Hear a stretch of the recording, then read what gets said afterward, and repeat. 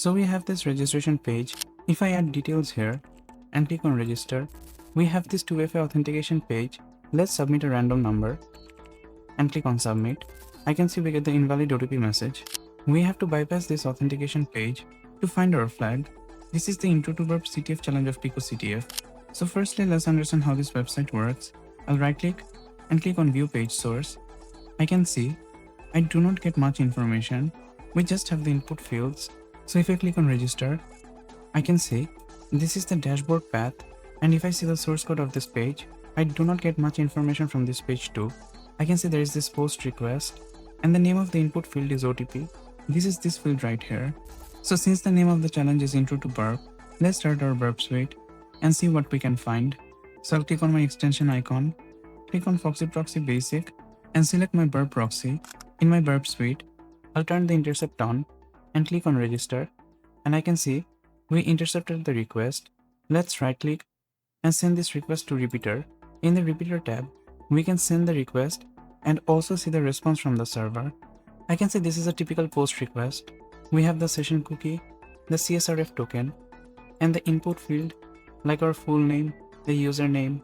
It is this input field here. So let's send this request, and the response that we get from the server is 302 found. It means our request has been redirected. We can render this HTML code too.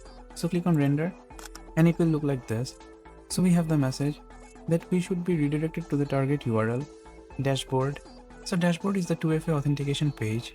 Let me turn the intercept off and see if we can directly access the dashboard URL without clicking on the register button. So if I try to access this dashboard URL, I can see we can directly access it. So this registration page is completely useless. So in our 2FA authentication page, let's turn the intercept on and catch our request. So I'll type a random number and click on submit, and I can see we intercepted the request. Let's send this request to repeater. In the repeaters tab, I can see this is a post request to the path dashboard. We have the session cookie and the OTP input we submitted, which was 1234. Now let's change this number to something like ABC and send the request.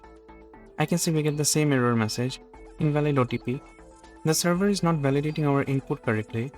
We can type literally anything here and it will give me the invalid OTP message. What if we completely remove this input field and send an empty request? So this worked. I can see we got the flag.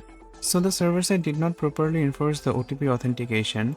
By removing the input field, we could bypass it.